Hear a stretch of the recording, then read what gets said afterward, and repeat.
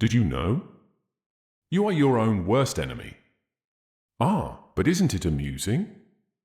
The greatest battles we ever fight are the ones we fabricate in our minds.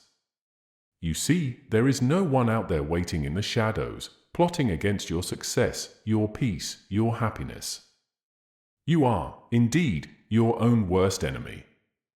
And I say this with love because it is a strange and beautiful paradox. We have become experts at crafting demons, creating illusions of obstacles, and then running ourselves ragged in an attempt to slay them. But here's the secret: the demons are not real. The struggle, the fight, the enemy, they are all you. You are both the master architect and the confused inhabitant of the castle you've built. The walls, the towers, the endless corridors of doubt, fear, and regret, they are all your design. It is you who erected the fortress around your heart and mind. And now, here you are, wandering within, lost, as though it were someone else's doing. But why? Why do we insist on creating these elaborate traps for ourselves? Why do we set up obstacles only to lament how difficult they are to overcome? Isn't it fascinating how we become our own saboteurs? We deny ourselves the freedom, the happiness, the love we seek. We build walls to keep the world out, only to realize we've trapped ourselves in. It's a most curious predicament. And what do we do in response to this realization? We fight. Oh, how we fight! We summon our strength, ready our defenses, brace for battle. But whom are we fighting? Have you ever paused to ask that question? What is it you're so furiously resisting? Who is this enemy that occupies so much of your energy? If you dig deep enough, if you're willing to face the truth, you will find that the answer is always the same. The enemy is you. The force that keeps you from breaking free is not external. It's not your circumstances, not other people, not fate, not bad luck. It's you. You are the one holding the chains, tightening the binds, reinforcing the walls of the prison. The battle you think you're fighting with the world is, in fact, a battle within yourself. But why would you do such a thing? Why would anyone choose to be their own worst enemy? Well, it's because you are terrified of what it means to be free.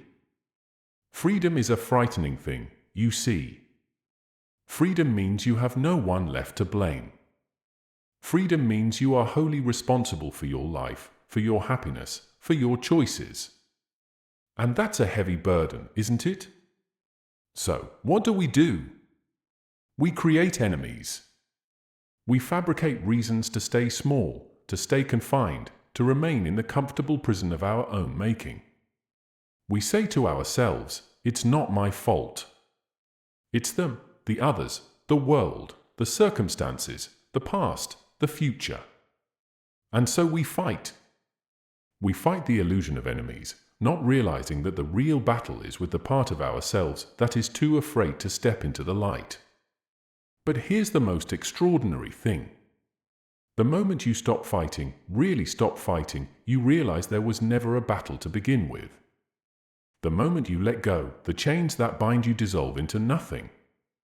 You see, the fight is the illusion. The struggle, the resistance, the endless pushing against invisible walls, they are all tricks of the mind, shadows of your own creation. What if you could simply stop? What if you could lay down your arms and recognize that there is no enemy to defeat? What if you could see that the only thing standing between you and your freedom is your belief that there is something standing in your way?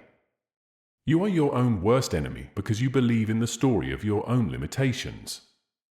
You believe the narrative that tells you, I can't, I shouldn't, I mustn't, I won't. But who wrote that story? Who decided that was the script of your life? You did. You decided that you are small, that you are weak, that you are unworthy. And now you live out that story as though it were the truth. But what if you could change the story? What if you could rewrite the narrative, one in which you are not the victim of your circumstances, but the master of them? What if you realized that the only real enemy was the part of you that refused to see your own power? You see, the trick, the great cosmic joke, is that the enemy you are fighting is also the part of you that longs to be free. And yet, by fighting, you keep that part of you imprisoned. It's a dance, really, a tragic and beautiful dance, where you are both the captor and the captive, the prisoner and the guard. But it doesn't have to be that way. You can stop. You can lay down your arms. You can choose, in this very moment, to be free. How? By recognizing that the chains that bind you are illusions, that the enemies you fight are figments of your imagination, that the limitations you believe in are self-imposed. And when you see that, when you truly see it, the walls crumble, the chains dissolve, and you are left standing in the wide-open space of your own infinite potential. Now, I know what you're thinking. But if I stop fighting, won't I be vulnerable?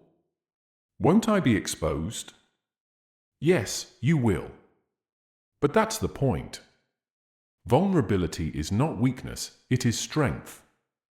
To be vulnerable is to be alive, to be open, to be free.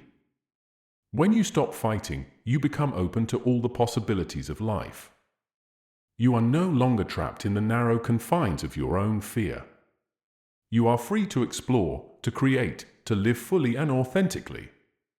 So, let me ask you this: what would happen if you stopped being your own worst enemy? What would happen if, instead of fighting, you embraced yourself fully, flaws, fears, and all? What would happen if you stopped resisting your own greatness, your own power, your own potential? I'll tell you what would happen. You would be free. You would realize that the only thing that ever stood in your way was you.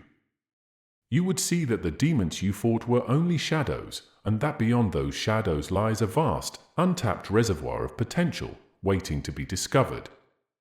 You are your own worst enemy, yes. But you are also your own greatest ally. The moment you stop fighting yourself, you begin to discover who you truly are. And that, my friends, is the greatest battle you will ever win, not by defeating anyone else, but by realizing there is no one to defeat. Only then will you find the peace, the freedom, and the power that have been within you all along. And so, I leave you with this thought: you are not the enemy. You are the answer. You are not the problem. You are the solution. And the moment you stop fighting is the moment you begin to live.